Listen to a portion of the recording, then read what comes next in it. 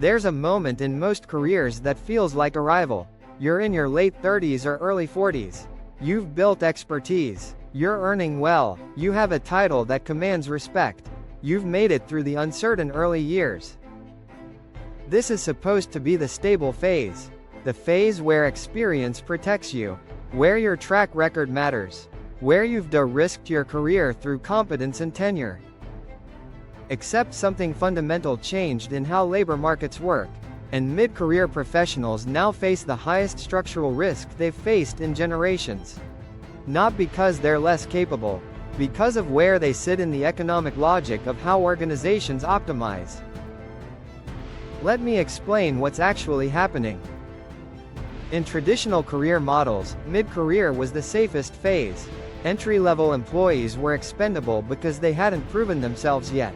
Late career employees were expensive and close to retirement. But mid-career? That was the sweet spot. Experienced enough to be valuable. Young enough to have runway. Established enough to have relationships and institutional knowledge. That logic broke. And it broke specifically for mid-career professionals in a way most people don't see until they're living it. Here's the structural problem. Mid-career professionals are now caught between three compressing forces that didn't exist this way before. The first force is cost. By your late 30s or 40s, if you've been in the workforce for 15 to 20 years, your salary has accumulated. You're no longer cheap. You're at or near the top of your compensation band. You have benefits, maybe equity, healthcare costs that are higher than younger employees. From a pure cost accounting perspective, you're expensive. But here's where it gets worse. You're expensive relative to two other options organizations now have in ways they didn't before. Option 1. Hire someone younger who can do 70 to 80% of what you do for 50 to 60% of the cost. In many functions, that math works for organizations. Especially if your expertise has been documented, systematized, or is supported by tools that lower the skill threshold. Option 2. Automate or offshore parts of what you do.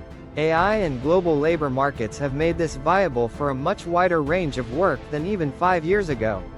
If your value is primarily in execution, in doing things you've done many times before, that's exactly the work that's becoming easier to replace. So you're expensive, and you're competing against cheaper alternatives that didn't exist or weren't as viable 20 years ago. The second force is skill decay. This one is uncomfortable because it challenges the idea that experience always compounds. Research from MIT and Harvard Business School shows that the half-life of technical skills has collapsed. In the 1980s, skills you learned stayed relevant for decades. Today, depending on your field, the half-life can be 5 years or less. Which means if you're in your 40s and the expertise you built in your 30s is starting to become obsolete, you're in a race.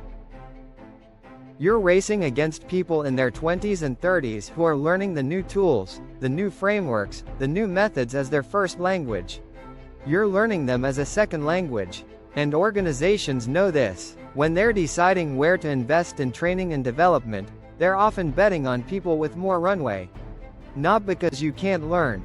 Because the return on investment calculation favors someone who'll be around longer.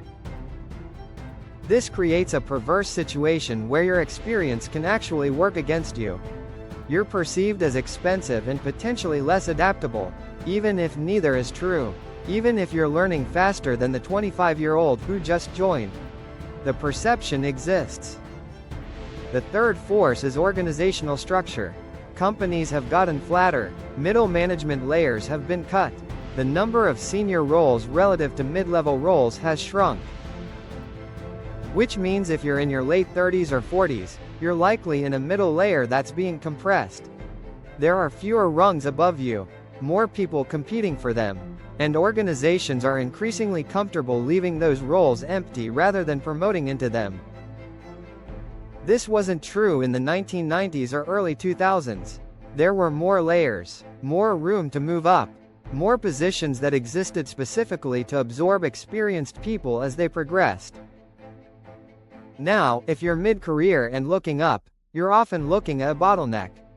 A bottleneck where the math doesn't work in your favor.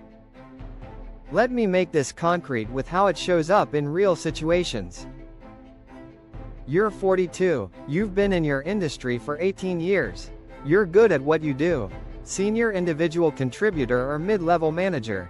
You're making six figures. Your reviews are strong. Then restructuring happens, or your company misses targets and needs to cut costs, or private equity takes over and starts optimizing headcount. You assume your experience protects you. It doesn't. Finance runs the numbers. Your fully loaded cost, salary plus benefits plus overhead, is double what a 30-year-old doing similar work costs. Maybe you deliver 20% more output. Maybe even 30%. But you don't deliver double. From a pure efficiency standpoint, you're not twice as valuable as you are expensive. And in restructuring, efficiency wins. Meanwhile, the junior person is cheaper and perceived as having more upside. The senior person above you is too expensive to cut without major disruption.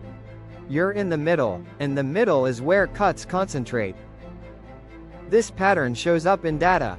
A study from the National Bureau of Economic Research found that workers aged 35 to 54 experienced the largest increases in layoff risk during corporate restructuring between 2000 and 2020. Not the youngest workers, not the oldest, the middle. Because you're expensive enough to matter in cost cuts but not senior enough to be structurally difficult to remove. Here's another way this shows up.